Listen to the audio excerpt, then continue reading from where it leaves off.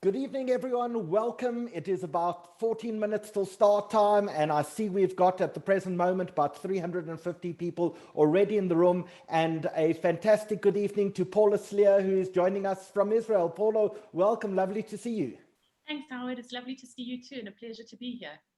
You must be warm and sunny in Israel at the moment. Well, I'm a lot warmer and sunnier than you guys are in South Africa. That's for sure. It's actually really, really hot here. How cold is it in South Africa? Well, all I can say is for the last 2 weeks, I've done nothing but freeze. So I would rather be where you are in the world. And we're joined as well by Tswika Biko. Let's unmute you. And Benji Schulman from the Zionist Federation. Welcome. Nice to see you, Benji. You dressed like you're going to the Arctic a little later today. I had a haircut today, so now I'm even more freezing than I was.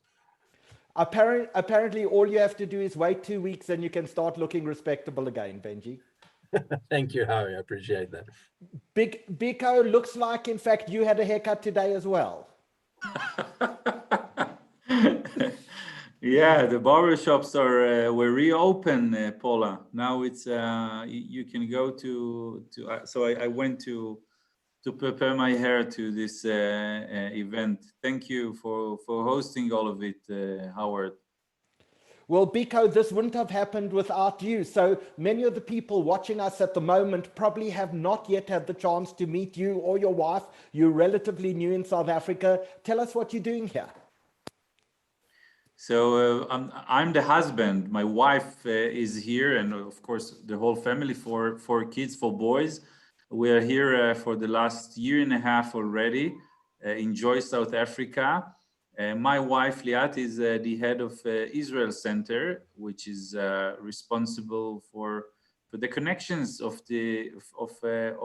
South African Jewry and Israel, meaning all the Masa programs, students that are going to learn to study there, and of course Aliyah. So she's responsible for all the processes and all the partnerships with the Israeli society.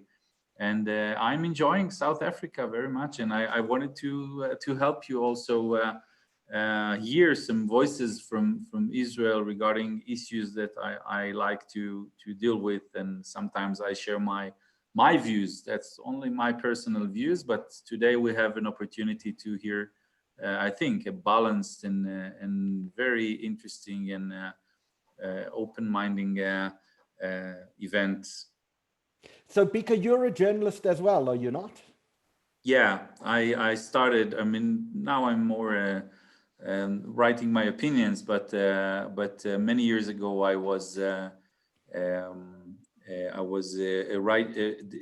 radio station of the IDF. Yes, the IDF has a very popular radio station in Israel, Galei Tzahal. Probably some people know about it. And I'm hosting a podcast right now. I'm going on with some op-ed and writings here and there. But thanks God, sorry, I don't have to make my living out of journalism nowadays. It's not now, isn't it, Paula? You can tell me. Yeah, well, it's not a profession that I would choose anymore. You have made your living by going to some of the most exotic places in the world and reporting from there. Tell us where you've reported from. Oh, I've reported from basically everywhere where there's been a problem in the last 15 years. And I love it when I meet people and they say, oh, it's so lovely to meet you. I hope you'll come again. And I always think to myself, no, you don't want to say that, because the only reason I would come and visit again would be that something very bad is happening over here. So I've reported from Iraq, Syria, Lebanon, Iran, Afghanistan, Pakistan, Lebanon, and Israel and Gaza and the West Bank and South Africa. Can we put South Africa in that list? We can definitely put South Africa in the list. One of my favorite moments is a video clip that you once showed me of yourself, and I'm not sure where in the world it was, but you standing behind the lines, the two sides are shooting at each other, and you suddenly say, don't shoot yet, I'm not in position yet. And then you turn to the camera and say, I can't believe I just said that. That was actually specifically in Ukraine. It was during the Ukraine-Russian conflict. It does become a bit of theatrical, where you kind of, wait for the act, because very often they wait for the cameras to start rolling before the action starts. So sometimes it begs the question, what are we actually doing there? Are we contributing to the conflict, or are we actually there to report on the conflict? But Howie, my favorite story is one of the first conflicts I covered was when Gilad Shalit was taken hostage, and I was standing in front of the Gaza border and a rocket exploded behind me. And the truth is, I didn't know what was happening. I was still quite young to the profession. And so I didn't blink, I didn't move, and I carried on reporting. And the head of the channel phoned me to congratulate me for being so brave. And then mid-sentence, she said, but you're South African, as if that explains everything. That South Africa have rockets going off all the time. So are you still reporting for Russian TV at the moment? I'm still reporting for Russian TV. Things are quite quiet at the moment because of coronavirus, although here we are having a second outbreak, and the figures just over the weekend are alarming. There are 621 new cases here in Israel since Friday night to Sunday morning. And also a 19-year-old girl died from COVID-related illnesses. So that's the youngest victim that Israel's reporting. So at the moment, things are quite quiet. But of course, with the annexation coming up on Wednesday, all eyes and ears and attention is turned towards that. Well, we're actually going to be talking a lot about annexation today. You say with the annexation coming up on Wednesday, is that a fait accompli, or is in fact there's still a question mark whether anything happens on the 1st of July? There's still a question mark. I mean, it's unbelievable. We're talking 3 days away from now, and still when I poll Israelis on the streets, most of them don't know what's going to happen. There's a lot of ignorance, there's a lot of uncertainty, there's a lot of instability, for lack of a better word. People just don't know what's going to happen. Is Netanyahu going to make an announcement? Because the fact of the matter is that he takes it to the Knesset, the Israeli parliament, or the cabinet, or both on Wednesday. He has the option to do that. It doesn't mean that he's going to do it. It just means that from the 1st of July, from Wednesday, he can do that. And there's all the speculation now whether he's going to do it on Wednesday, how much he's going to annex, what is going to be the repercussions, what is going to be the reaction from the Palestinian street. So more questions than answers at this stage. Well, Paula, may I interrupt? I think that it's also important to say, as far as I'm following through the polls and surveys, that it's not really an issue right now. I mean, among Israelis, I mean, the general public, most of the people are not really aware, especially because of the coronavirus and all the other problems that Israel and all the world is facing right now. I mean, it's not on the agenda, and most of the people even haven't shaped their attitude towards it, especially because there is no real plan on the table. So like what we are doing now, I think that it's also really needed in Israel, because there is no real discussion around it. Am I right, Paula? I couldn't agree with you more. I mean, again, it's happening in just 2 days. You would imagine that in 3 days, you would imagine that everybody would be discussing it around the dinner table and it would be the main focus of attention. But more people here are prioritizing the coronavirus and the economic backlash and what's going to happen on that front, rather than what's happening with annexation. So the kind of discussion that we're having right now is very much needed in Israel. And as you correctly say, it's not happening, at least not happening enough. Howard, can we translate it later? We'll translate it and send us the transcripts to Israel. Well, you know, we'll see how well your politicians do in English. Maybe we won't have to translate them. But let us welcome Noam. Noam Weissman is joining us this evening. Noam, welcome. We're going to kick off in approximately 5 minutes. We just have an informal chat to people. And at the moment, we've got about 700 people who've tuned in to watch our debate so far on Zoom. And we've got more on YouTube as well. And we're just busy chatting away until we begin at 1:45. A big welcome to everyone out there. And one of the questions that has come in is from Gail, says, is Paula still reporting for the Jewish Report? And of course, Paula, you are. We have cut some costs, so you're not seeing Paula as often as you really should.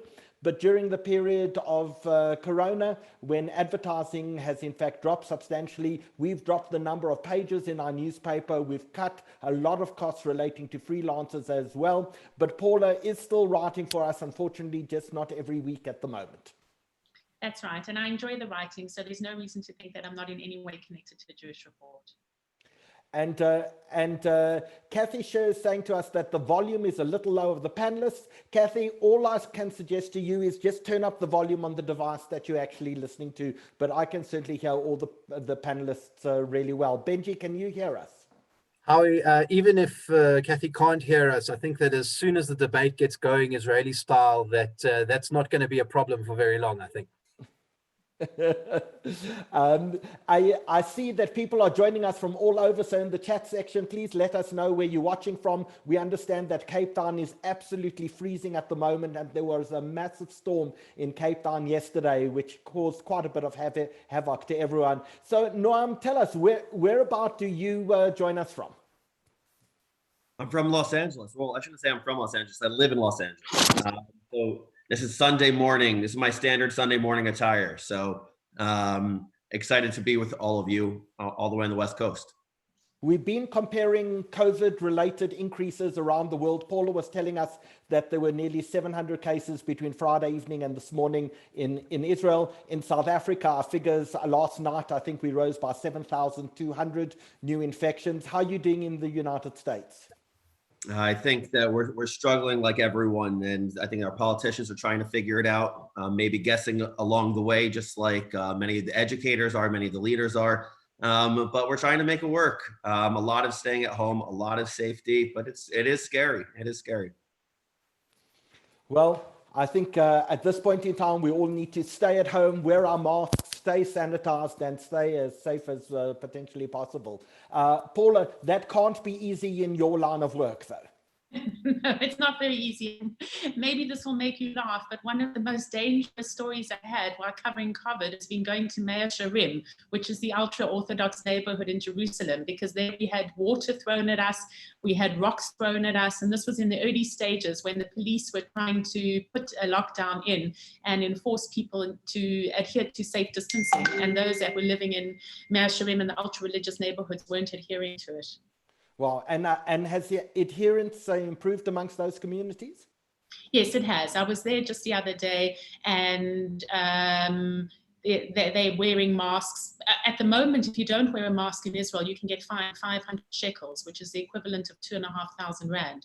So I think that's an incentive enough for people to wear masks. So there is safe distancing, there is people wearing masks. One of the concerns is that maybe Israel came out of the lockdown too soon, and that's why we're witnessing the second kind of reaction, because we're seeing schools, a large number of schools have now closed down. From tomorrow, the Palestinian city of Bethlehem is going to go into lockdown. There are certain neighborhoods here, for example, Bat Yam, which is just by Tel Aviv, that are going to also go into lockdown, restricted areas. So it looks as though perhaps the coming out of lockdown is too soon, and as a result, we've got the second wave.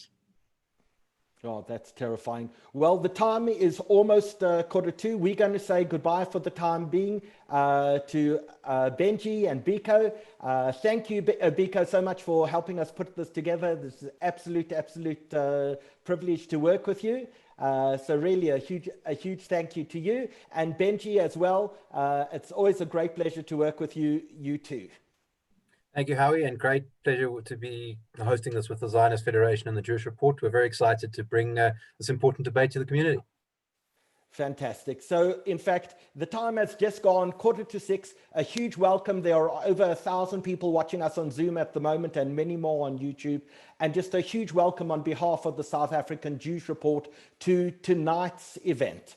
This is, in fact, the 31st event that we've had during lockdown. When we started this approximately 3 months ago, we thought we would have one medical panel, and our medical panel turned into psychology panels and nutrition and health and fitness and exercise and entertainment. And last night, Paula, in fact, we had musicians from Israel, from around the world, all performing Hebrew and Jewish music. It was absolutely wonderful. Last week, we had Goldfish performing to approximately 32,000 people. And the week before that, we had Simon Sinek talking to us for 34,000 people busy watching. And we are so happy to partner in this event together with the Zionist Federation and the Israel Center. It is really just such a privilege to partner with such remarkable organizations at this point in time. time.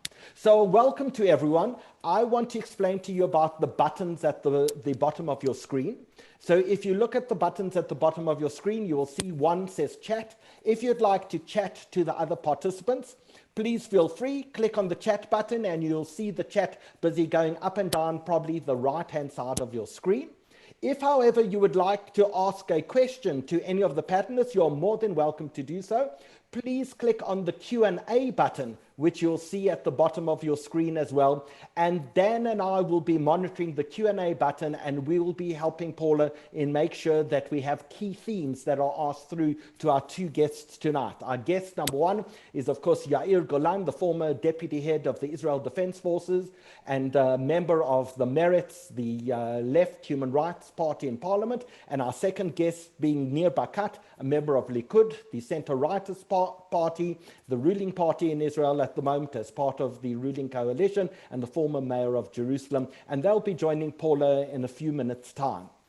So if you'd like to ask Paula or Nir Barkat or Yair Golan a question, please click on the Q&A question.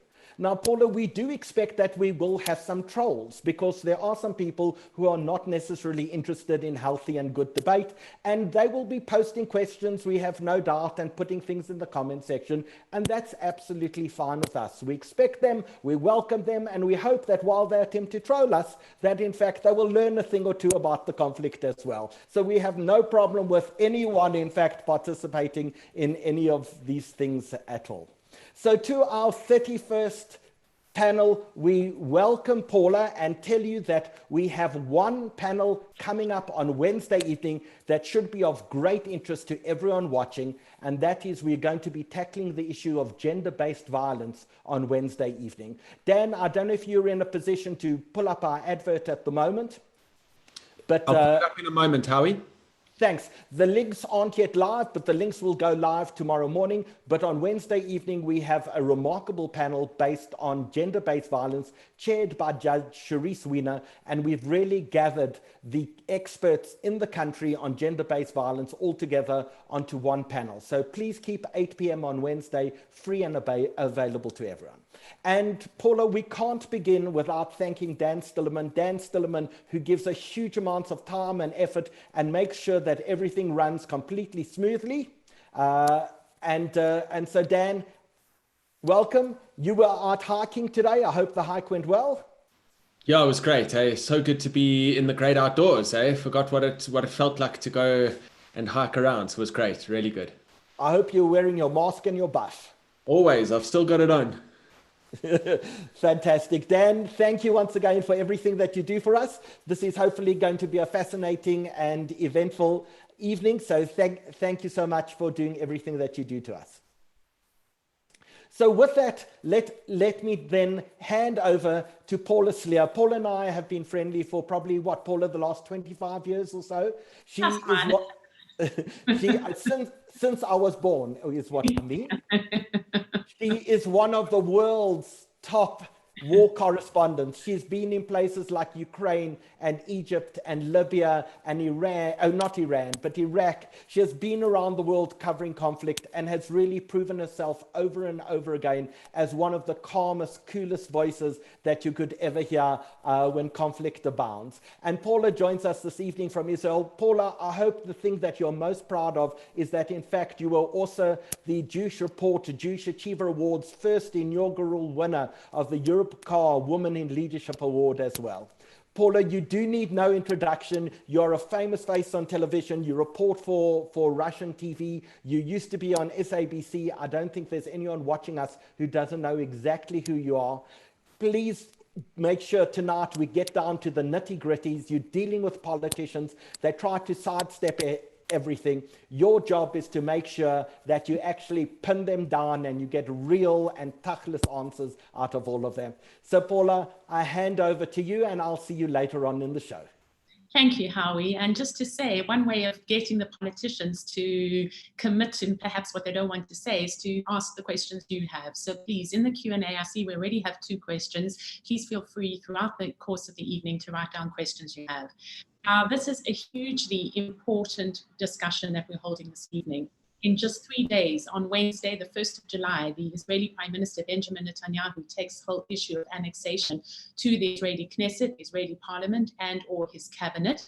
And yet, although we're just 72 hours away, still here in Israel, the mood is one of uncertainty. People just don't know what to expect. I've been reporting in the Israeli settlements where some settlers are very much encouraged by the annexation plans. Some are discouraged because they believe it will lead ultimately to a Palestinian state. I've been on the Palestinian street in the West Bank city of Ramallah, where there's a lot of anger. And there the question is whether that anger on Wednesday will spill over into some kind of demonstrations and clashes. We are on standby for that, expecting particularly around Kalandia, which is the checkpoint between Jerusalem and Ramallah, for some kind of violence to emulate. But whether that will be a one-day event or whether it will be much longer remains to be seen. Before we get started, I really want us to take some kind of expert understanding and some kind of analysis of what's going on the ground. So I'd like to welcome Dr. Noam Weissman from the Open Door Media. He is also the founder and director of LaHav, which is a spiraled curriculum and pedagogically advanced approach to Jewish education. He'll give us some of the nuances, some of the background, some better understanding of what are the issues that we're going to be discussing later with the two politicians who will be joining us. So Noam, I hand over to you.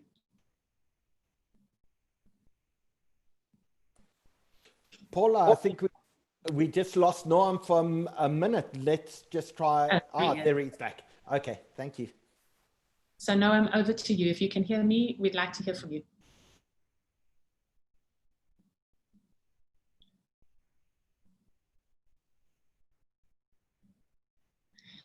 He's on mute. Noam, can you unmute yourself?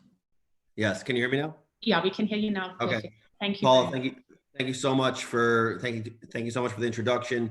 I want to thank the South African Federation, the Zionist Federation, the Jewish Report. I'm excited for this event. I want to talk about a little bit my perspective on all of this and how perhaps we could frame the thinking of it. You're about to hear a great debate between Yair Golan and Nir Barkat, two really great men. They come from the perspective perhaps as combined between the two of them as politicians, as businessmen, as soldiers perhaps. I'm an educator. So what I want to do is I want to speak to you from that vantage point. A good educator fills the bucket, gives some information, piques your curiosity, makes sure that you have some questions. And then a really good Jewish educator will then leave you with some questions at the end. And so that's what I plan to do here. So let me start. Let me give the background as I was asked to do this. The first thing is that 1967, Israel tripled its size, right?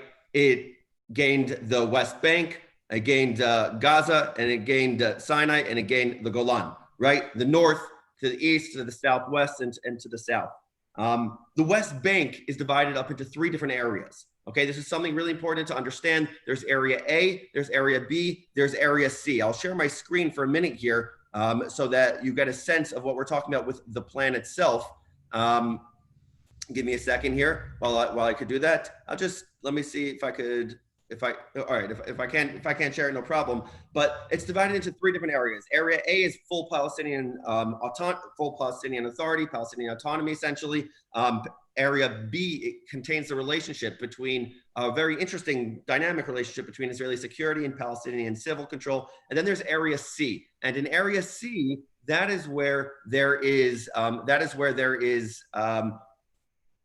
primarily Israeli Jewish population, or Jewish population, we could call it, and some Palestinians. How many Palestinians live there? Roughly between 180,000 and 300,000 Palestinians. Now, what's interesting that you just heard me say is we don't have exact numbers, because even in numbers in Israel are subject to dispute. The great the demographers Yoram Ettinger and Arnon Sofer have a debate. How many Palestinians live in the West Bank? Yoram Ettinger says there's 1.75 million. Sofer says there's 2.54 million. So even within that, there is a debate over how many Palestinians live in the area. That's one thing to pay attention to here.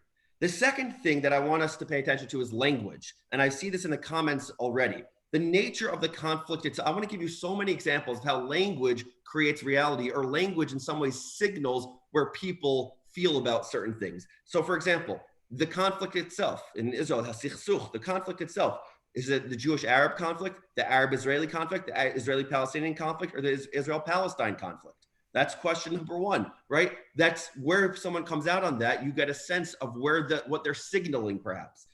The wall, is it a security wall, a separation barrier? In South Africa, I'm sure this term is very provocative, or is it an apartheid wall? And whatever people say on this, you get a sense of where they stand. Another example, the West Bank, me calling it the West Bank. Should it be called Judea and Samaria? Should it be called the West Bank? Should it be called Palestine? Should it be called occupied territories, disputed territories? These are the debates, and these are the debates as it pertains to language itself.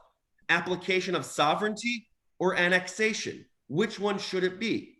Annexation implies that you are taking someone else's land or a foreign land. Menachem Begin very famously said, you do not annex your own land, you annex foreign land. And so that's why many people use the term application of sovereignty, right? Hachalat ribonut, that's what that means, application of sovereignty versus sipuach, which is annexation. So language really matters, and how people think about these things really matter.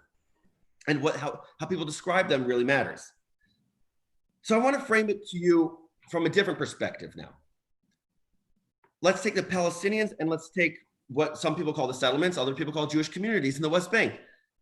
A Palestinian might say the following, and there are all different types of Palestinians. We don't like to paint anyone with one wide brush, but a Palestinian might say the following: excuse me, we've given up our dream for the entire land of Israel, and we've given up 78% of that. What we want is the remaining 22%. Just give us the remaining 22%. That should be legitimate. That should be reasonable. Come on. That's the West Bank. And so when they hear that there are people who are willing to give up their land as they see it, they say, you took the 78%, don't take the remaining 22%. Don't even shave any of that. Jewish community settlers in the West Bank, in Judea and Samaria, might say, excuse me, this is biblical heartland of the Jewish people. This is Judea and Samaria. This is where the Jewish people began. This is our story. And so Jewish settlers what we're finding is that many of them are actually unhappy with what's going on in this application of sovereignty or annexation perspective. And that, to me, might come off as a surprise to many, because that seems like, from a settler perspective, application of sovereignty to 2 or 3 different communities within the West Bank, that sounds like a great thing. And there's a debate. Should it be the Jordan Valley on the east? Should it be the specific blocks? We don't know specifics yet. But I want to give you 2 more things to think about as you listen to this. And then I'll leave you some questions. One, how do Israelis feel about this? And the polls are suggesting that there are 57% of those with a clear opinion are happy with the idea of application of sovereignty or annexation with regard to the West Bank. 43% are not. And then I want to add one more thing, and you might view this as an American-centric perspective. I don't from an international relations perspective. 191 Congress members from America sent a note to the leaders of Israel saying, please be careful perhaps with this annexation. Just we're concerned. That's just a fact that I'm also laying out there for all of us to pay attention to.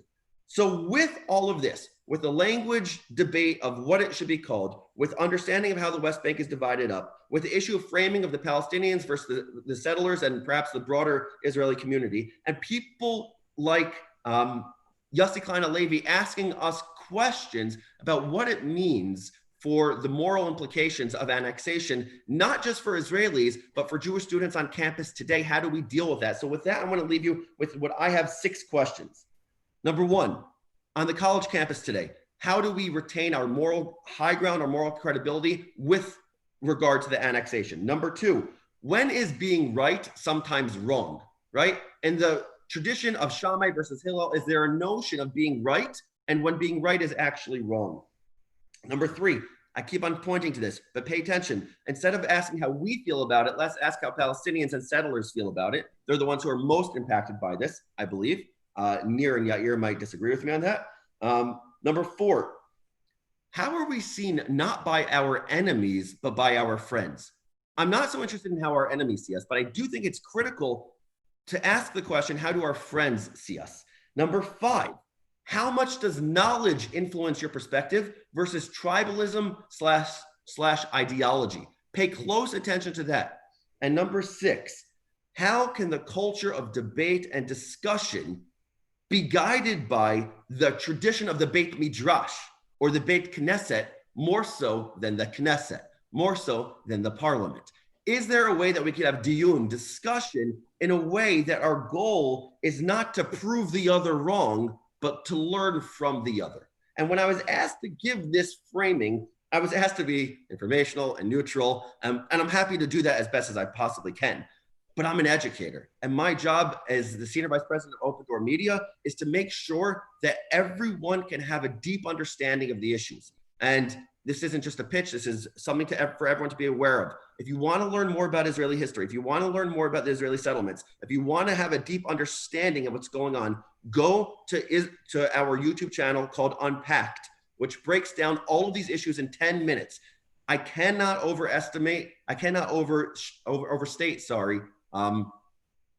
understate the value of literacy, of knowledge when it comes to your perspectives. Too many of us spend a lot of time editorializing and speechifying. What we need to do a much better job of is listening and learning and understanding. If we can do that, then I think that regardless of whether or not you side with Nir or you side with Yair, you're going to feel a deep part of the Jewish people and have an informed perspective. So pay close attention and make sure, however you come out in the debate, make sure you come out having empathy for the other side, understanding for the other side, and make sure that you say, I'm ready to learn. Instead of just going to subjective interpretation, make sure you first have an objective analysis. So with that, I turn it back to Paula. Thank you, Noam. And I think because this is just such an issue that is so important to everybody, that's why the tempers flare, and that's why there's so much emotion that comes into it. We asked a few South Africans who live in Israel for their view and for their opinion. Let's take a listen.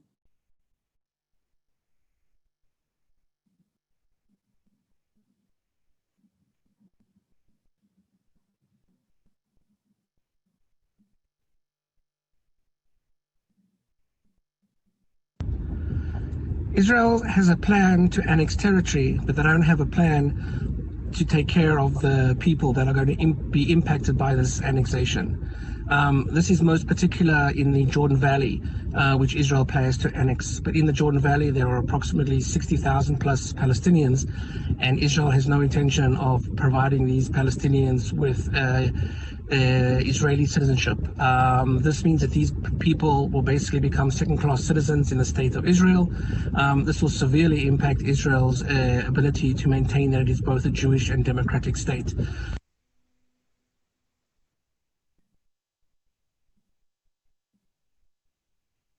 While Israel is within international law, the rights of international law to apply sovereignty, and while the Palestinians have also not come to the negotiating table, and unfortunately Israel might be in a position where we have to act unilaterally, as Benny Gantz, the defense minister, said.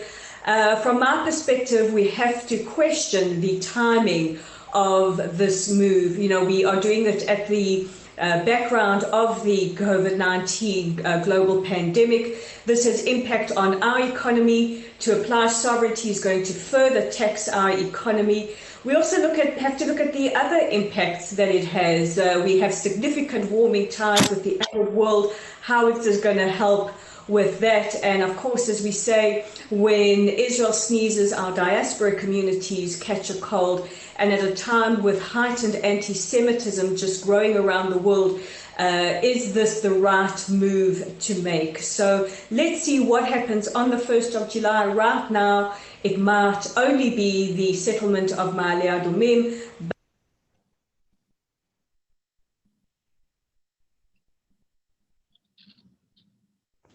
The application of Israel's civilian law to areas of Judea, Samaria, and the Jordan Valley is really the realization of international consensus. It started in 1917 with the Balfour Declaration, which was adopted by the San Remo Conference in 1920, and then again in the British mandate for Palestine given by the League of Nations. The idea was the recognition of the historical connection of the Jewish people to the land of Israel from the Jordan River until the Mediterranean Sea. That is what should be the Jewish homeland. And the application of Israeli civilian law is that natural development of that idea. Nothing has changed since then. The rejection by the Arabs of the UN petition plan in 1947 sealed the deal. This area is and will be Israel forever. Now, I'd like to welcome our first panelist, Major General Yair Golan, who joins us from Israel. He's a former IDF Deputy Chief of Staff and a member of the Israeli Knesset for the Meretz Party. He spent 37 years in military service in numerous positions, one of which was Commander of Judea and Samaria region. And in that capacity is really important to tonight's discussion. So Major General, thank you very much for joining us here tonight. And we really are grateful to have you. Well, good evening. And I would say that first and foremost, we need to ask why to annex. In what a way annexation improves the situation of Israel, diplomatically, economically, demographically, or from any other perspective. You have shown the map of the Jordan Valley. Well, this is not the Jordan Valley. It's much more than the Jordan Valley. This map is, well, according to the Alon plan of late 1967. And we need to remember that during these years, the main threat to Israel was a unified Eastern Front, combined Syria, Jordan, and Iraq. Therefore, during that time, it was needed to secure vast portion of Eastern Israel in order to suppress any invader from the east. This is not the situation today. There is no military risk from the east. We have very good relationship with Jordan. There is no Iraqi or Syrian threat for the next 10 years at least. And therefore, there is no true reason to annex the Jordan Valley according to the map which was shown by Mr. Netanyahu. If I could just come in here, I'd like to first run our first poll.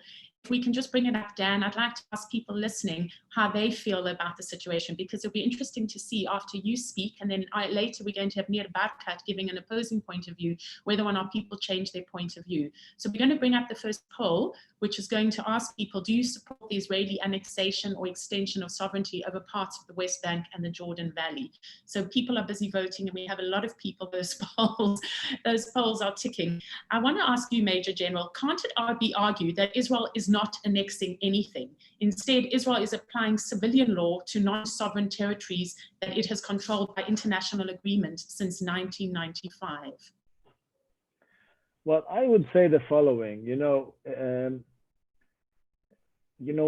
make up your point according to the, international consideration, international law. Well, this is a very serious matter, but I would say if you want to convince the Israeli population whether to annex or not, first and foremost, you need to say it, quite bluntly, it is an annexation, not an implementation of sovereignty or any other,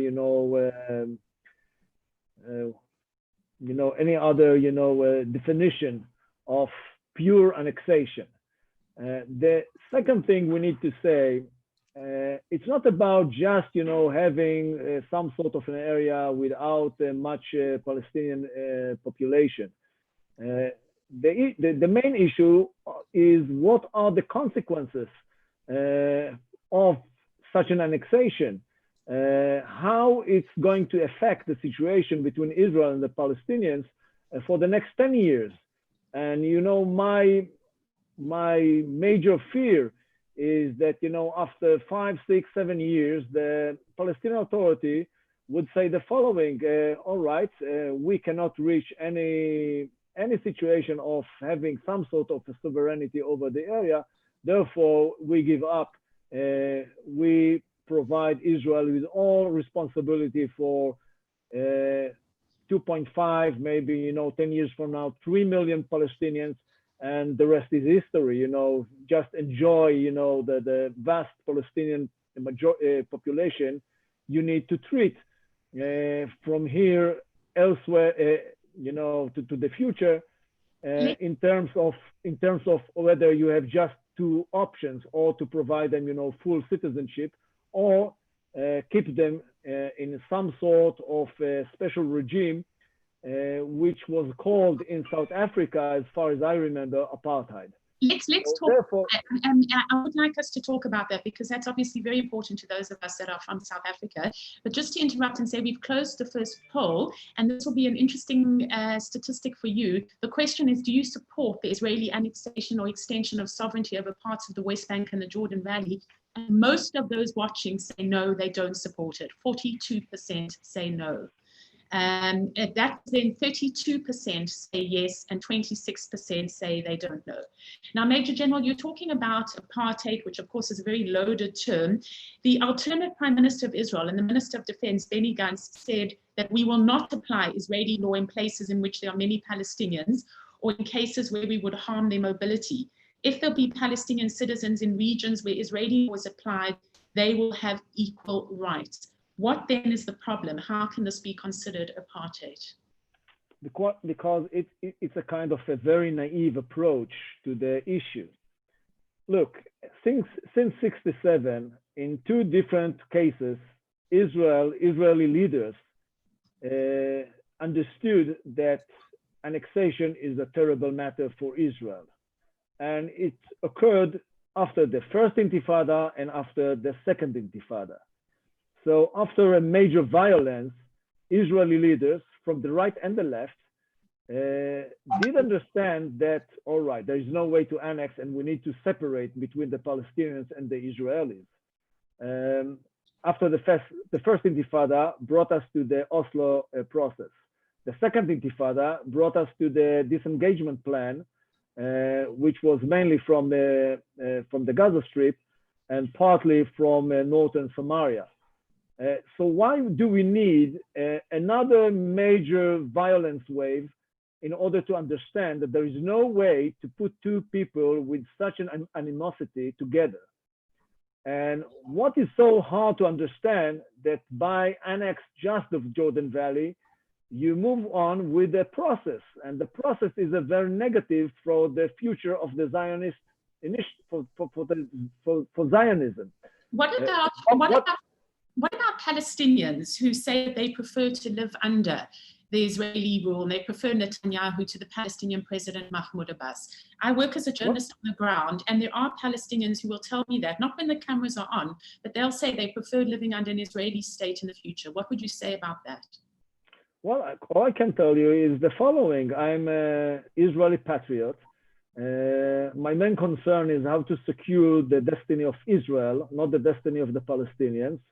And therefore, I think that what we need to do is what is good to Israel, not to the Palestinians. Well, I'll be, extremely happy if what is best for Israel will be at the same time the best for the Palestinians. It's okay, and I think that we need to move forward with this, paradigm of dealing with the Palestinians and reaching an agreement with the Palestinians, which is the best for Israel. But whatsoever, with a cooperation from the Palestinians or without it, we need to separate the two people. And any annexation is against separation. So what is needed today for the destiny of Israel is to separate ourselves from the Palestinians. I think this was the conclusion of David Ben-Gurion back then in 1947. That was the conclusion of the late Prime Minister Yitzhak Rabin in 1993. And that was, surprisingly, the same conclusion of the late Prime Minister Ariel Sharon in late 2003. We have a question from one of the viewers, Stephen Gruz. Is there a rush because Trump may lose the election? Well, no doubt that while the situation in the United States is not so stable, I would say that whatsoever the wise thing to do is to wait and to see who is the next president of the United States. I would say that it's not a wise thing to do to take the risk of annexation right now, July 1st, and then to discover in late 2010, 20, sorry, that all right, it was wrong, and the next administration is against annexation. I think this is not a very wise thing to do, but I would say this is not the main consideration of Israel. Again, I think that we need to do what is the best for Israel. And annexation, all kind of annexation, is against the security and against the economical situation of Israel, and it's against the destiny of Israel as a Jewish democratic state. We have another question from another listener, Ori1, saying, what part of the West Bank is being spoken about for annexation? It seems that it is not just Area C. Well, I would say the following. I think it was agreed, according to the Geneva initiative, that part of Judea and Samaria will be annexed to Israel. For example, the Jewish neighborhoods of Eastern Jerusalem, for example, Gush Etzion, for example, Ma'ale Edomim, Beitar Illit, Modi'in Illit, and other places which are very close to the Green Line. And I think it's quite understandable. At the same time, we need to compensate the Palestinians, well, in the very same ratio. So I would say that, you know, if you compose all these problematic places, it's nothing more than 10% of the area. So this is the issue. If you annex all the Jordan Valley, which is 30% of the area, and with the cluster of settlements, altogether 30% of the area, you leave the Palestinians with a very small portion of Judea and Samaria, with very little compensation in the Negev desert. And therefore, I would say it's totally unacceptable from their perspective. And what is really needed is some sort of basic standing points, which could facilitate further negotiation between Israel and the Palestinians, or at least leave enough place to future agreements with the Palestinians. I'd like to bring in, at this stage, sorry to interrupt you, but I'd like to bring in another poll where we ask whether Israeli settlements are an obstacle to peace between Israelis and Palestinians. So I would just ask people listening to answer that poll, and I'd like to pose the same question to you. Israeli settlements are likely to remain part of Israel under any future peace deal with the Palestinians, whether they're annexed now or not. So again, what's the fuss? Well, I don't think that, you know, the main issue are the settlements. It was possible to reach an agreement with the Palestinians back then in the 90s, in more than one opportunity. Of course, in 2000, it was a very good proposal made by Prime Minister Ehud Barak to Yasser Arafat, and he didn't accept the proposal. I would say the Annapolis initiative made by Prime Minister Ehud Olmert, which was not accepted by Abu Mazen. So to put all the blame on us, on Israel, to put all the blame on the settlements, this is wrong. This is against, I would say, against the historical truth. But we need to support any measure, any stand that supports separation from the Palestinians. And again, I'm against, dwelling into the past and blaming each other. It's not very constructive. We need to look to the future. And if you look to the future, the best thing for Israel is a separation from the Palestinians. This is the point. And All the rest, is a blaming game between Israel and the Palestinians. Settlements are not the main problem. We did knew how to evacuate settlements. It's a very bitter process. It's a very hard process. I don't like this process, but we need, the main task of any Israeli leadership is to take the right decisions and to secure the destiny of Israel. And if you want to secure the destiny of Israel, we need to separate. And you'll find it interesting that most of the people listening agree with you. We have 50% saying that settlements are not the main reason why there's no peace between the sides. 50% of people voted that. Major General, the state of Israel annexed the Golan Heights and East Jerusalem. Now, you are not against those annexations. So can you explain why and what is the difference with this annexation? Yeah. We live in a very problematic neighborhood as far as all we know, as we all know. But the Golan Heights is empty of Arab population, except 4 Druze villages, which with a very supportive population. So it's not a problem. And the Golan Heights is a huge geostrategic advantage for Israel. And in fact, it secures the northern part of Israel. So I'm supporting our control of the Golan Heights whatsoever. This is not the case concerning Judea and Samaria. Annexation of Judea and Samaria could bring into Israel 2.5, 2.6 million Palestinians. It's crazy. It's crazy. We should not take this risk whatsoever. I don't find, any reason to do it. I think that, again, that the problem is not the land. The problem is the population. And, from that perspective, the left in Israel today is the national camp. The national camp is the left, not the right. The right is against Zionism today. According to my perception, the right is against the Zionist dream, and I cannot accept it at all. We have a question from Avril Swirsky. Mahmoud Abbas has threatened to throw the keys in Israel's direction. What will we do if this happens?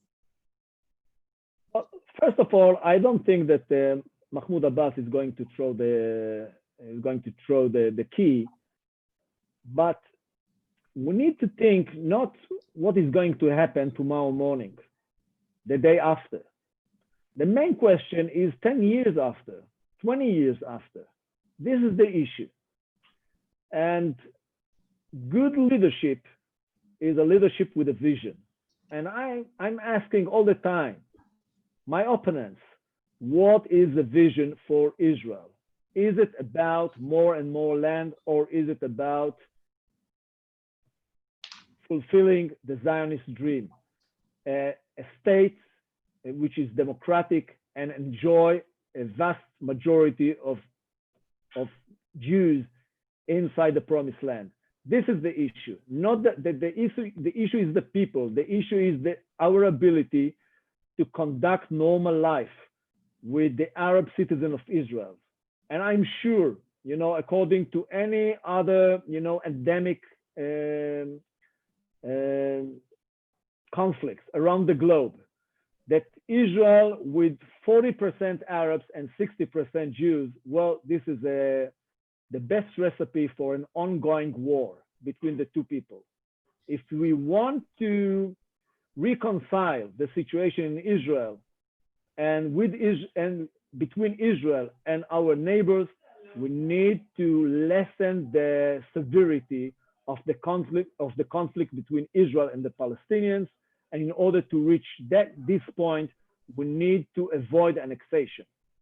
I'd like to put another poll question. How do you think the Arab world will react? And I'd like to ask you that question because it was recently reported in Israel Hayom, one of the daily newspapers here in Israel, that some Arab sources are saying that even though Arab leaders will go on record and say they're against the annexation or against the extension of sovereignty, on the quiet, they either support it or they'll say nothing, or they'll do nothing because they're actually, the Palestinian issue is no longer forefront in the international arena. How do you think the Arab world will react? Well, it is a very important and interesting question, but I would say the following. Our relationship with Jordan and Egypt are quite tense whatsoever. I don't understand why to bring in more tension. It's crazy. The peace agreements we have with Egypt and Jordan are very important, and we need to support them in any manner. Annexation is not the right way to support them. I don't think it will, ruin totally our relationship with the Arab world, because the Arab world has other problems like Iran, like the oil prices and things, like that. But for sure, it won't improve the relationship. And what is needed today is improvement of the relationship with Jordan, with Egypt, with Saudi Arabia, with the other Gulf states. This is the most important thing for Israel. The main threat for Israel is Iran. And if we want to consolidate a strong front against Iran, we need good relationship with the moderate Sunni states of the Middle East. And annexation is not something which support this relationship with other Arabic states. I'd like to change the discussion a little bit now to something that concerns us, the South African Jewish community. If the annexation proceeds, what do you see as the implications for diaspora Jewry, both in their support for Israel and the inevitable backlash that they'll be faced with? Well, I think the Jews around the globe want to think that Israel is just. Israel is a just state with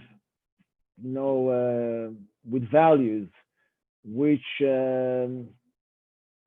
are according to Judaism and according to international standards. And they cannot identify themselves with a state suppress major Palestinian population constantly, forever, as part of its policies, as part of its nature. Well, this is totally unacceptable. The reason we have a state, the reason we have our own homeland, is to provide a kind of an example for the rest of the world. So the notion that says Or LaGoyim and Chevrat Mofet, a light for other people, for the Gentiles, and exemplary society, this is the issue. And we need to think that, keeping Israel just is the only way to strengthen the support of Jews in the diaspora for Israel. And I think this is one of the most important issues for Israel, to have this support for eternity. Israel is the homeland for the Jewish people, for all the Jewish people. And even for people who do not live in Israel, they need to feel that Israeli, in a way, is part of their identity. And in order to identify yourself with others, you need to feel some sort of strong relationship, of common values, of common policy concerning the way we treat the most important issues for humanity. Major General, thank you very much. And just for your interest, we had a poll now where the results are in. How do you think the Arab world will react to any Israeli annexation? And most people, 34%, feel that there will be protests on the streets. Of course, we need to make Wednesday to see what happens. I'd like to thank you very much for joining us here this evening. Please feel free to stay and engage in more discussion and more debate. We will have now Nir Barkat, who is a former mayor of Jerusalem and a member of the Israeli Knesset, where he represents the Likud party. And Mr. Barkat, thank you very much for joining us. And we're especially delighted because we are the South African Jewish community, and your wife being Johannesburg born and an internationally acclaimed artist just brings you that much closer to us. So thank you for joining us here this evening. Is this a dangerous unilateral annexation, or is it merely the normalization of facts on the ground? Well, first of all, I have to tell you that I understand pretty well how South Africans feel. I have, as you mentioned, a South African at my home, my wife. Now to your question, I think that we have to look at the challenge in a wider context. With your permission, I believe that the relationships between ourselves and the Palestinians, we have to look at three objectives. The first is to have civil separation and enable either side, the Jewish and the Palestinian side, to have full, as far as possible, full civil rights. The second point is never enable them to have an army. The Israeli IDF has to control every inch of Judea and Samaria. We saw what happens when we do not have control in Gaza. So we clearly have to make sure that they don't have control, army control anywhere in the region. And third, which is not developed enough, is to develop a joint economy. Because when we work together, from my experience in Jerusalem with the Arab Palestinian community of our city, when we have a joint economy, it works great. So when you follow that path of civil separation and civil rights, full army control and joint economy, from my perspective, having a very, very clear, what we call applying Israeli sovereignty, Israeli law on all the Israeli settlements is part of much, much wider understanding of how we live together. There's no way we're gonna evacuate any Jew from his home. Therefore, let him live like me in Jerusalem and Jews in Tel Aviv, according to Israeli law. Right now, they live under army law, which doesn't make any sense. So applying Israeli law on the Israeli side, on the Israeli settlements and Jews and Israelis living in Judea and Samaria is part of a much, much wider perspective of how we live together with our Palestinian neighbors. So for me, it's a very, very clear goal to reach. Well, let me ask you one of the questions from one of our listeners. Is annexation worth the potential loss of Jewish life?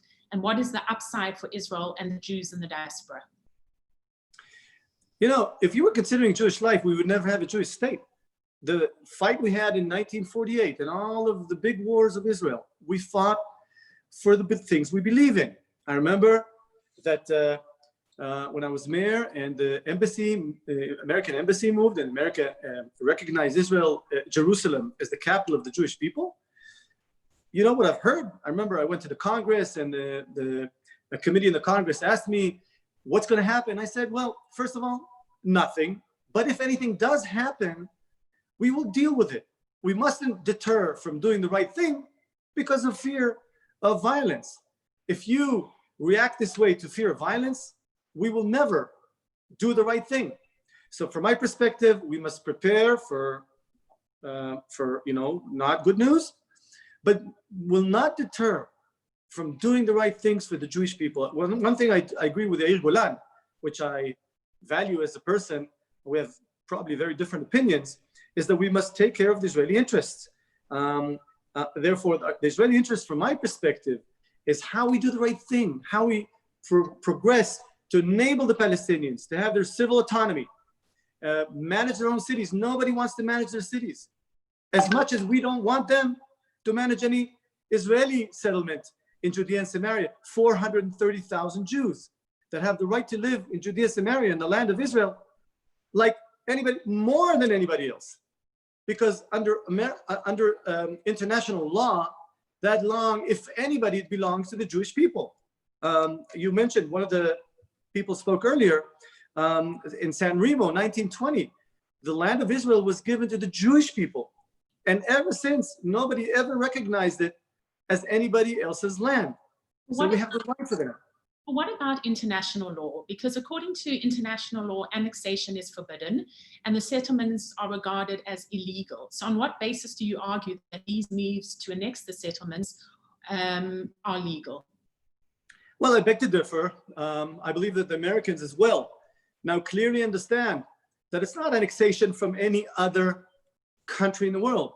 The land of Judea and Samaria never belonged. There was never a Palestinian state. Before that, there was Jordanian. Before that, it was Turkish and English, and over 13 conquerors. I remind you that 2,000 years ago, the land was the land of the Jewish people for 1,000 years. And ever since, nobody declared the land of Judea and Samaria theirs. So in San Remo, the land was declared a Jewish land intended for the Jewish state. So it's not annexing from any other country. It wasn't annexed from Palestine. There was no Palestine ever before. And it wasn't annexed from Jordan because Jordan got it from, et cetera, et cetera.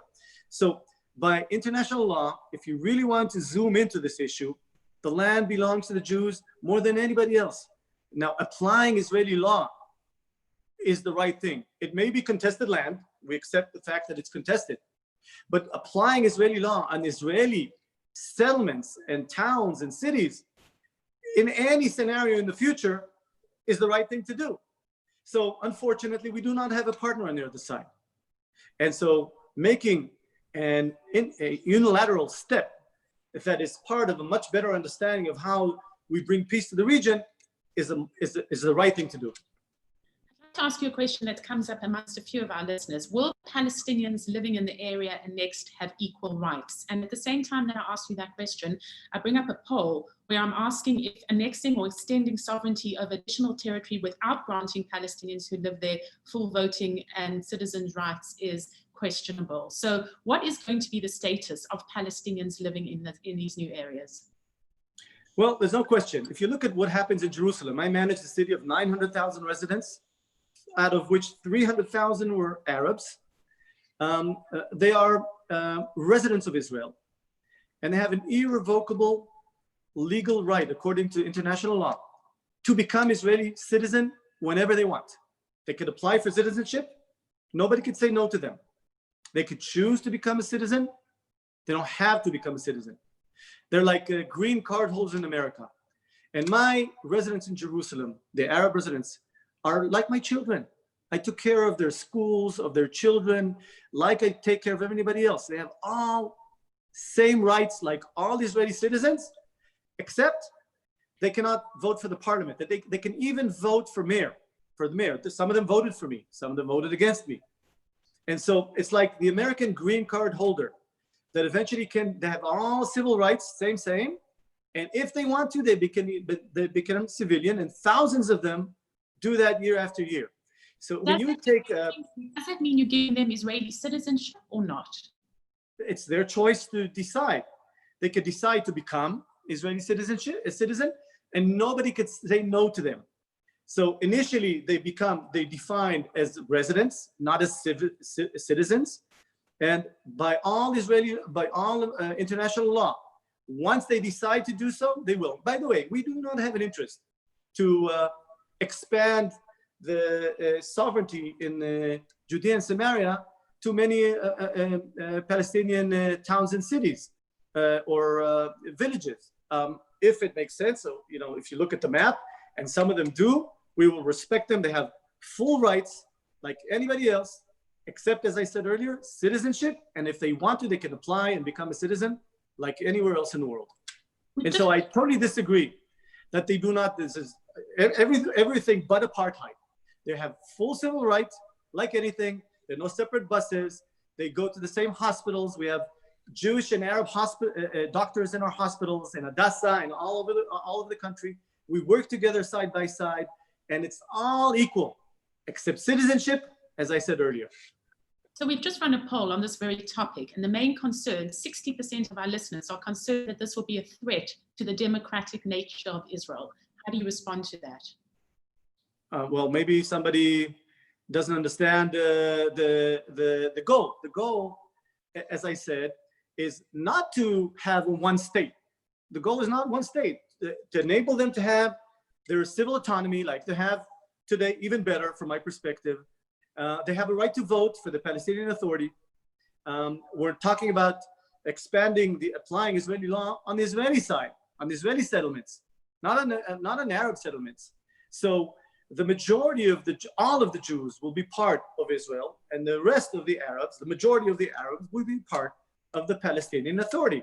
So there's no way. We do not intend, not I, not the Likud, not the Israeli government, not the Israeli settlements in Judea and Samaria. The majority of them do not intend to annex the Arabs. Therefore, the majority of Jews living in the areas we apply Israeli law will increase, will not decrease. The majority of the Arabs in Palestinian Authority relative to the Jews will decrease, not increase. So the separation, the civil separation, is well accepted within the Israeli right, and of course myself, and that civil separation will eventually make sure that we do not have an Arab majority in land in the Israeli side. No doubt some of the fallout is going to be that this is apartheid. You mentioned the word yourself. So what would your answer be? Why is this not apartheid? Because people have all rights. You know, if anything, I heard you ask earlier, what do the Arabs in Israel want? The rights in the Palestinian Authority for women, for the gay community, do they have any rights? The answer is far, far less than what Israel proposes. And so we are very proud of our civil rights in our country, which is the very best. And if you look at it at Jerusalem, the Arab residents of Jerusalem have all the same civil rights. They go to the courts and they win and lose cases like Jews, and they have all rights. And I'm very supportive of that. It has nothing to do with apartheid. If anything, if you go to the Arab countries around us, and Yair mentioned the fact that we live in a tough neighborhood, the only democratic country that have 4 elections in a year. In the Palestinian Authority, there were no elections almost 20 years. And so rights of people are far, far better in Israel. We still have a lot of work to do. I recognize that, and I will do everything I can for that. But we are a democracy, a real democracy that enables all people to have all civil human rights that are the same. Unfortunately, this is one of the biggest absurds I know. And you South Africans that have come to Jerusalem know that better than anybody else. So why do Palestinians have to apply for citizenship and Jews not? Well, this is the only Jewish state. And when we founded the Jewish state, it said it's a democratic Jewish state. We're very proud of that. All around us are Arab states.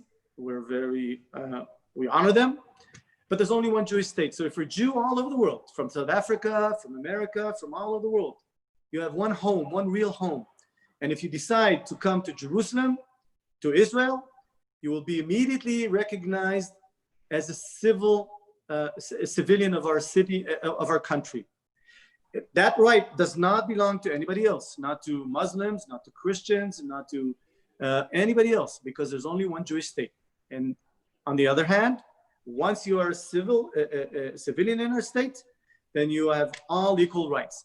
Managing the Jewish state and the democratic state is a challenge. I believe we're doing it in the best way possible to maintain the Jewish state. Well, we have one question. If Israel takes 78% of the land, where is that democratic and fair? It is not equal rights. The map is not negotiated, is imposed. Where does 78% come from? The Judea and Samaria has about 40% areas controlled by the Palestinians and 60% controlled by Israel.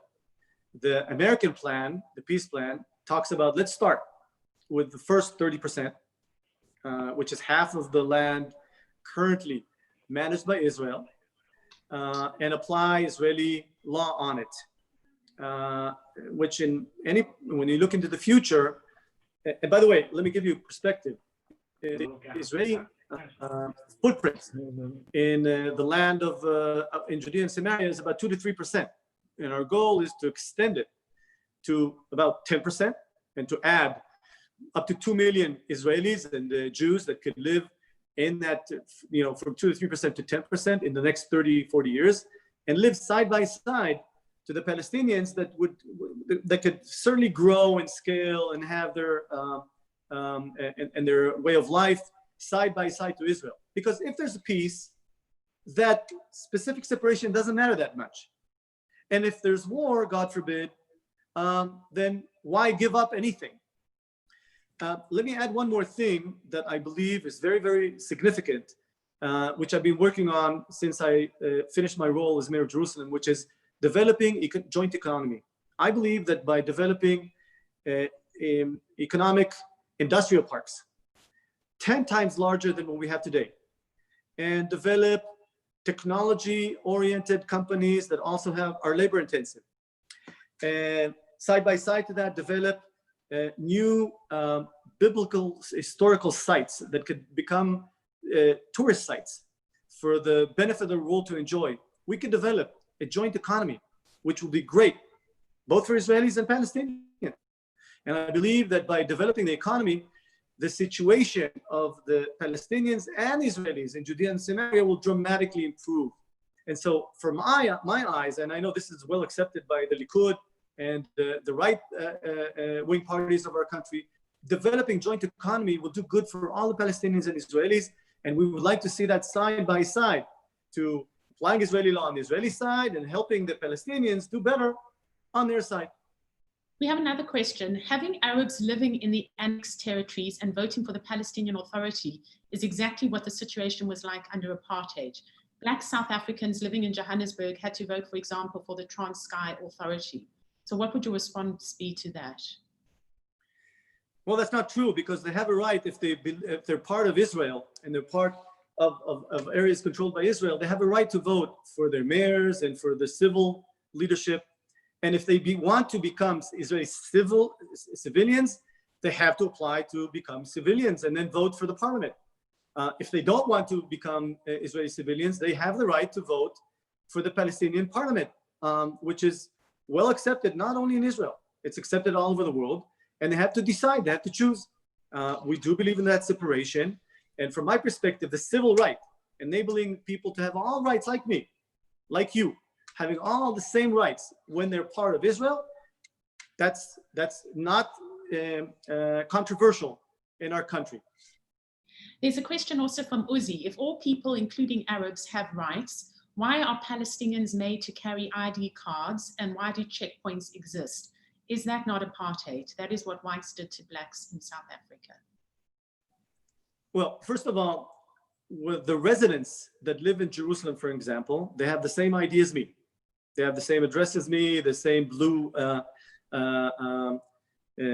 ID card. They could go and get a job anywhere in our country, same like me, like my brothers and sisters and my daughters. If they belong to the Palestinian Authority, they have a different ID. But that is, again, part of the civil separation. That's something they're interested, probably as much as we do, the civil separation. And so if you're a civilian of Nablus or Hebron or part of the Judea and Samaria, you have a different ID card because you belong to the Palestinian Authority, not under Israeli rule. And they have to take care of their civilians and residents. If they want to cross, and some of them, about 70,000 of them, cross the fence every day, and another 25,000 work in Israeli controlled areas in Judea and Samaria, they have that right. And so, yeah, that's part of the civil separation. If you're part of us, you have the same right.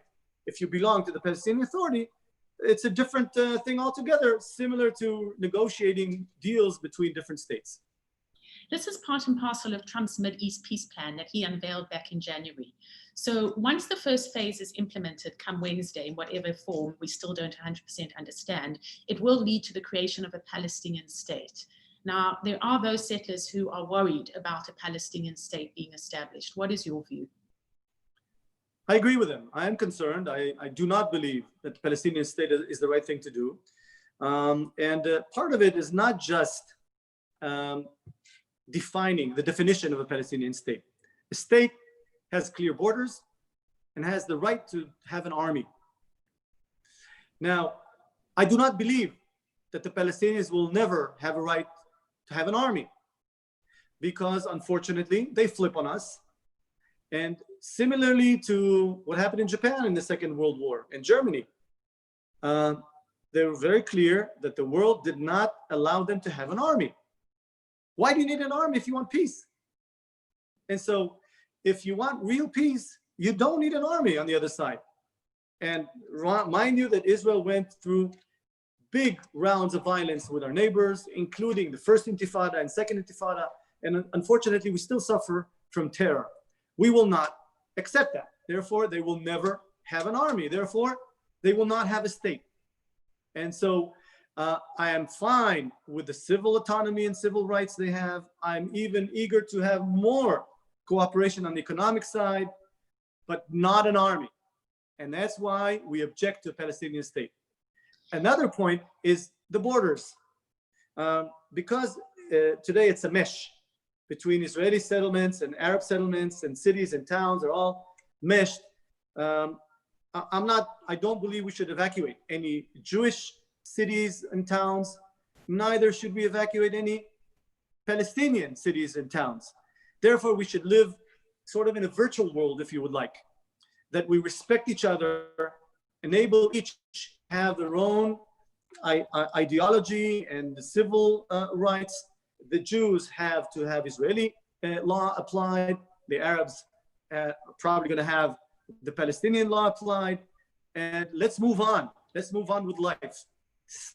Being stuck the way we are right now with no progress, zero progress, does not make anything better in our region. And so I believe that having a very clear step that, guys, we're here to stay.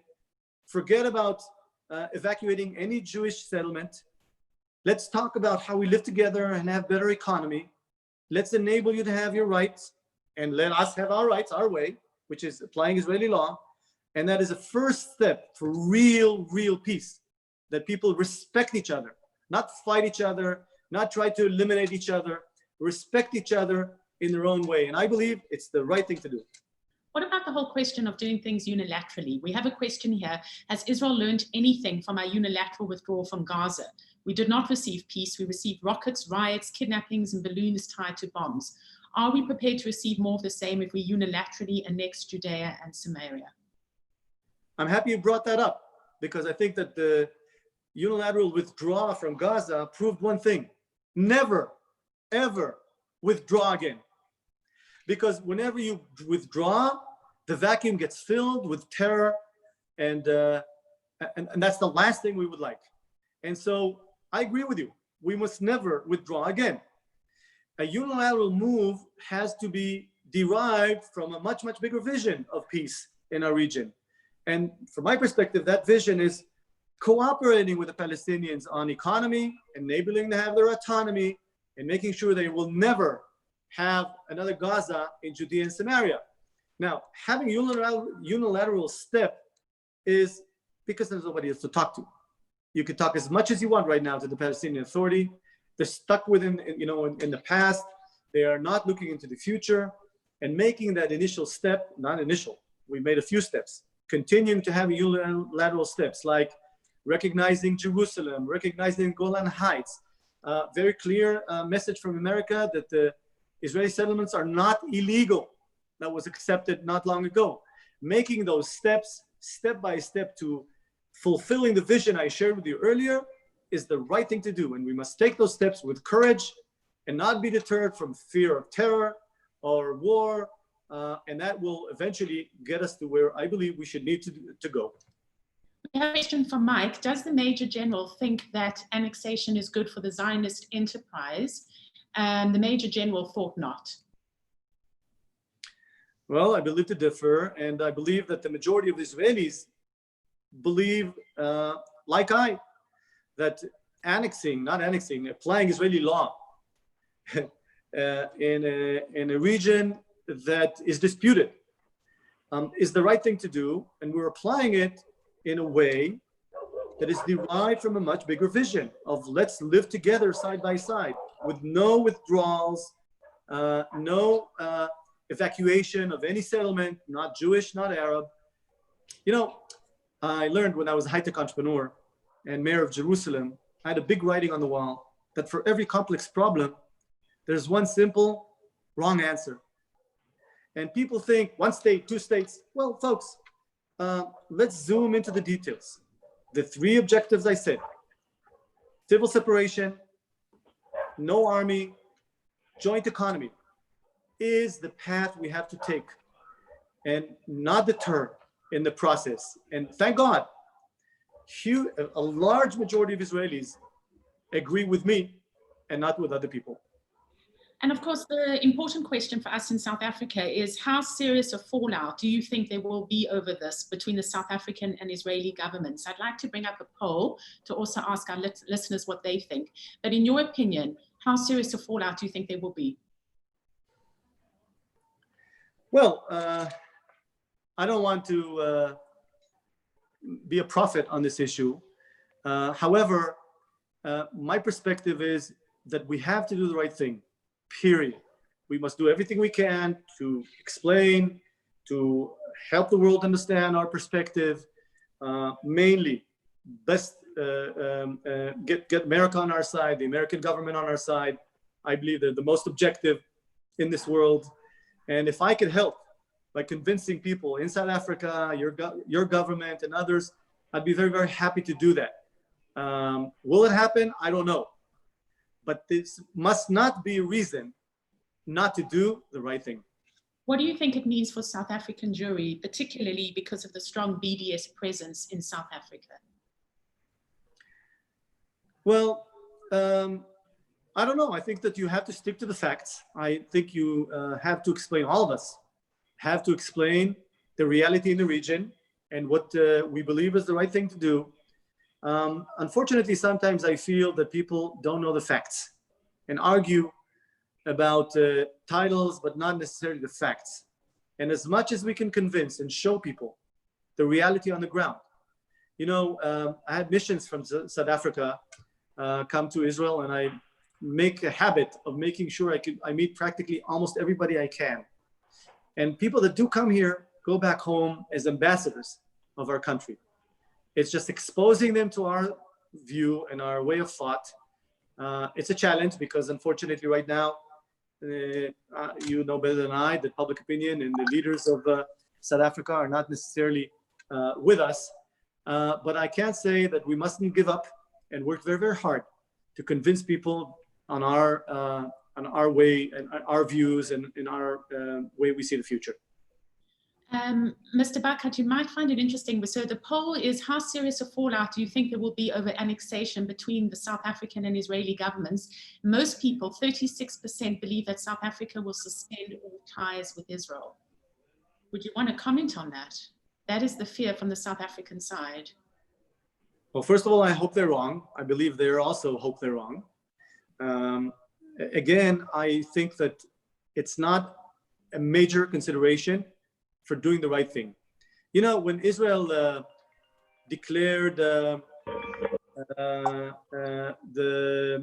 Golan Heights as part of Israel, the whole world was against us. When Jerusalem was defined by America as the capital of Israel and the embassy moved, the huge majority of the world was against us. So we know how to separate between what people say and what is the right thing to do. And we're going to work very, very hard to convince them not to make such a step. But if I have to choose, I would not compromise making the right steps for Israel and the Jewish people. I'd like to bring up the same poll we had at the beginning of the discussion, the poll before we even interviewed the Mayor General. And to ask those listening, do you support the Israeli annexation or extension of sovereignty over parts of the West Bank and the Jordan Valley? And let's see whether or not people have changed their point of view. So this is the same poll that we ran an hour ago. And at that time, 42% of people said no, and we've already got 49% saying no. So let's just see how this poll goes and whether or not people feel that they support the Israeli annexation or extension of sovereignty over parts of the West Bank and the Jordan Valley. Okay, we'll wait and see. So thank you. So Mr. Barkat, as we're waiting for this poll, thank you very much for your time. Thank you for being with us here this evening. My pleasure, and come and visit us once the skies open up. We definitely will. Thank you very much. My pleasure. So we're just looking at the last minute, the last seconds of the poll to see whether or not the last hour has changed anybody's point of view. Just to remind you that the poll is going to close any moment. Paula, we'll close it. We leave 80 seconds per poll, so we've got about another 20 seconds to go. If people would still like to vote, they have now about 15 seconds still to vote, and so far 566 people have voted, but we've still got about 400 people who are watching who haven't yet voted yet. So you've got about 5 seconds to go, and we'll be closing the poll right now. And tell us what the results were previously before we shared the new results with you. So the results previously were 42% said no and 32% said yes. So based on the new polling, it would appear that, in fact, Yair Golan convinced a substantial number of people that, in fact, the extension of sovereignty was, in fact, not a good idea. So now 52%, 10% additional people have decided that the extension of sovereignty or annexation is not a good idea. So I think it's time to have another debate and see whether this remains consistent or whether we can change people's opinions again. But it certainly was a very fruitful discussion with two very high-profile speakers, and I'd like to thank them both again for their time and being with us this evening. So Paula, I know we have some words from other South Africans who we've asked their opinions. If either Nir Barkat or Yair Golan would like to stay on the line with us for a little longer, as soon as we've heard from all the Jewish youth movements in South Africa, we'd love their comments as well.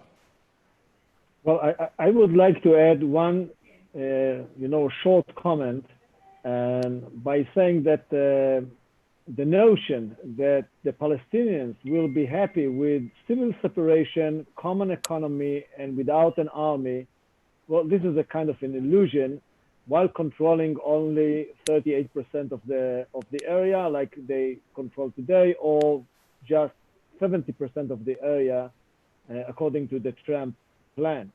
We need to bring to the table something which is practical, which provide them some sort of a sovereignty, and still eliminate any possible for security risk.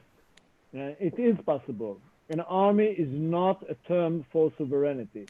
There are other nations on earth without an army, but with strong police, it's enough to have sovereignty. So therefore, I think that it's nice to say it, but it's totally unpractical.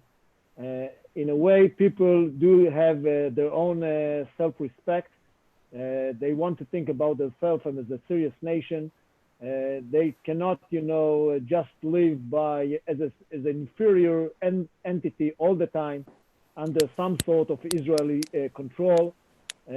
We wouldn't accept something like that as Jews, and we need to recognize that our Palestinians still have their own, self-respect, some sort of a national pride, and we need to find the most suitable way to live side by side while having still connections, mainly economically, but without a daily control of the Palestinian population.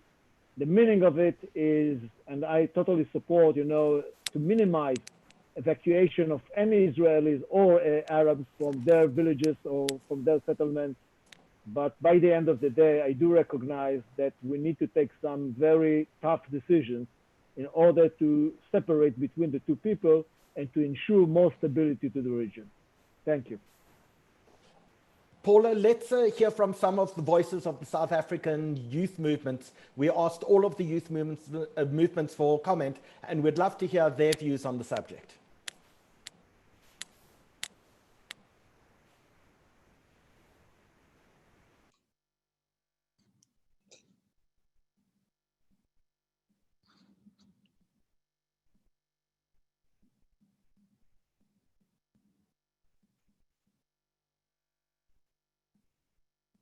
Hi, my name is Nina Reitenberg and I'm Mazkira Klali of Habonim Dror Southern Africa and I'm based in Johannesburg. Habonim Dror Southern Africa strongly and unequivocally condemns Israel's plan to annex parts of the West Bank as early as July 1st. Besides the fact that unilateral annexation is illegal under the International Criminal Court, this would deal a major blow to Israel's democracy and the possibility of a viable and peaceful two-state solution. Unilateral annexation would place so much scrutiny on Israel and Jews all over the world, and anti-Semitism and anti-Zionism are likely to be on the rise. This heavily compromises Jews' safety and security in public and on campuses everywhere. It is for these reasons that we urge the South African Jewish government to publicly condemn the annexation. Thank you.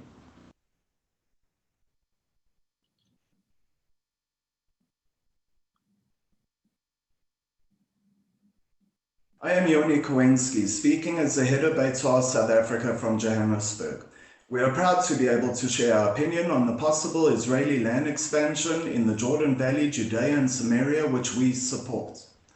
The Jewish people have lived in Judea and Samaria for thousands of years, as supported by the Torah, Quran, New Testament, the Temple Mount, and many other sources. The Jews were promised the British Mandate for Palestine, which included Jordan, and agreed to let them keep just under 80% of the area for peace. Israel regained Judea and Samaria in a defensive war in 1967. According to international law, the defensive nation has the right to land captured when being attacked. The areas within the expansion have always been non-negotiable to Israel due to heritage and security reasons. We support the peace plan, Israel's right to exist within safe borders, to self-determination, and their legal and ancient claim to Judea and Samaria.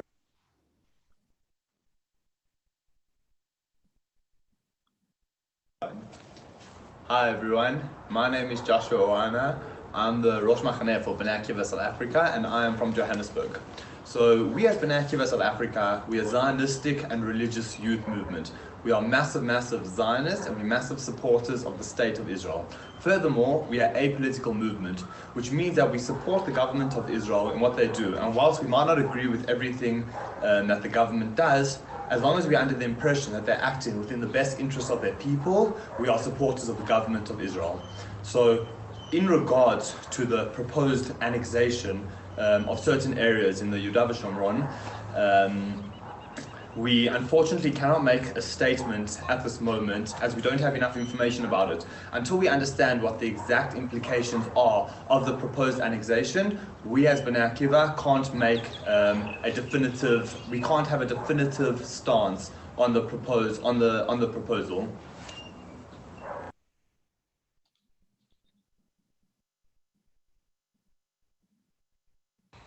My name is Jason Bourne and I'm the Mazkir Executive Director of Netzer South Africa, and I currently live in Cape Town. Netzer South Africa at its core is a reform Zionist and progressive Jewish youth movement, and as such we see it as our obligation to condemn the potentially dangerous plans to illegally and unilaterally annex parts of the West Bank.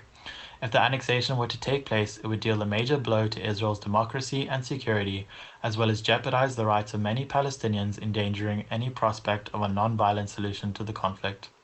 We believe that the annexation will weaken the relationship between Israel and Jewish youth around the world, for whom freedom, democracy, and the equality of human value are essential principles. As a fiercely Zionist movement, we believe that it is in Israel's best interest to not proceed with its intentions to annex parts of the West Bank. Well, Howard, there we saw a whole range of views from the youth movements. Interesting to hear what they have to say. We have something like 59 questions that I never managed to actually get to. So I apologize for people who asked questions, but we simply didn't have enough time. I think next time such a debate is going to have to be longer and allow for more questions to be asked. It now waits for Wednesday to happen. Those of us in Israel and are reporting on it, as I myself am, have at this stage no idea really what to expect. We don't know whether there will be violence in the Palestinian areas. We don't know whether Netanyahu will actually make a statement, and if he makes a statement, what time it will be and what he in fact will say. But hopefully this discussion this evening left you with a little bit more of the nuances and a better understanding of what actually is at play. Howard?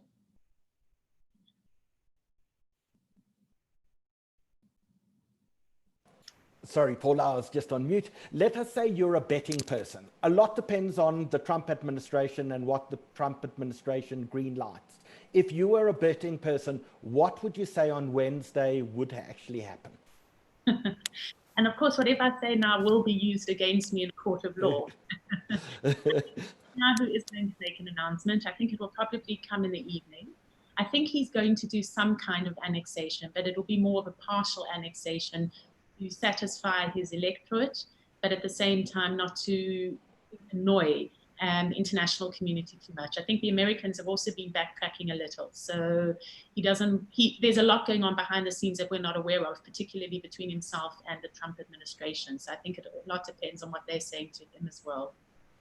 It does appear a little when you listen to Nir Barkat and Yair Golan that they live on different universes with different sets of principles and different sets of values, and the world that they look out and see seem to be completely different.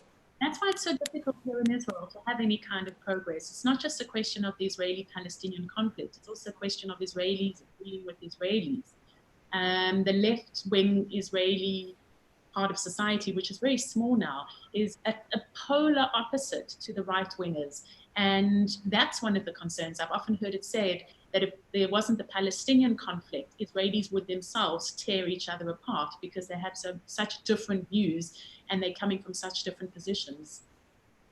I think it was an interesting point that was made to me that although we did increase the number of people who were watching, who opposed annexation, we actually increased the number of people who supported annexation as well. So what we really did is we moved people who are undecided in the beginning, we moved them into one of the different corners, which I think is a very interesting thing. And that's great. It means that we're able to play some kind of educational role in letting people have more information about what's actually going to happen. So that's encouraging. So we've started the debate here in South Africa. You mentioned it a little earlier that in fact this debate was not taking place in Israel. Why is that? I think Corona is the number one concern that most people have over here. I mean, the debate will happen and we'll definitely see it in the news over the next 2 days, and particularly come Wednesday and whatever develops. But really at the moment, the main concern here is the coronavirus. As I mentioned, we entered a second wave. And there's a lot of concern with the schools. A large number of schools have now closed down. The internal security is also pushing for legislation that would allow them to monitor people who test COVID positive, and they'll be able to monitor who they come into contact with. So that's something that's dominating the headlines. That's something that people are talking about. I think the reality is that there's just so much that goes on in Israel on a day-to-day basis that annexation will hit the headlines just a little bit later than it hit in South Africa. Well, Paula, these are uncertain times, but they're made more uncertain by the acts of man, not just by the acts of the virus. So I want to say thank you to you because we've partnered together tonight with the South African Zionist Federation and the Israel Center, but you are the one person that we can always call up and you never know how to say no. Whatever we ask of you, you are absolutely always willing to assist your community. We know your ties are still in South Africa, your parents are in South Africa, your roots are here, and your heart is here, even though your body is in every war-torn place all over the world. But thank you. Tonight you have helped to educate so many people, and you've helped to stimulate a debate here that is really absolutely so important. So Paula, to you, a huge thank you from all of us. You are special to our community. You are someone we are so proud of, and stay safe wherever you are. Stay sanitized and stay away from those firing guns, please. Thank you very much. It was an absolute pleasure.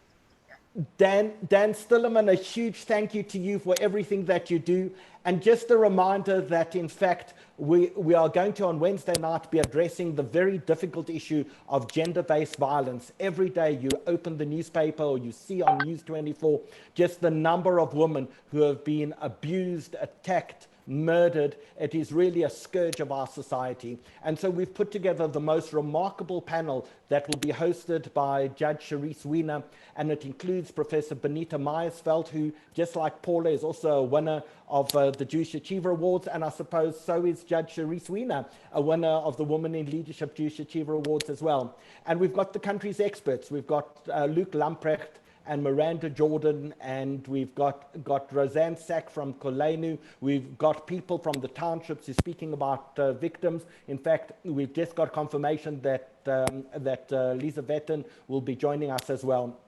So that will be, in fact, at 8 o'clock on Wednesday evening. We look forward to seeing you then. We've got some tough discussions that we have to have this week. We've discussed last week racism. This week we've discussed annexation, and we're going to be tackling gender-based violence as well. So until we see you again, please stay safe, stay sanitized, and good night, and thank you to all of you who've watched. Good night.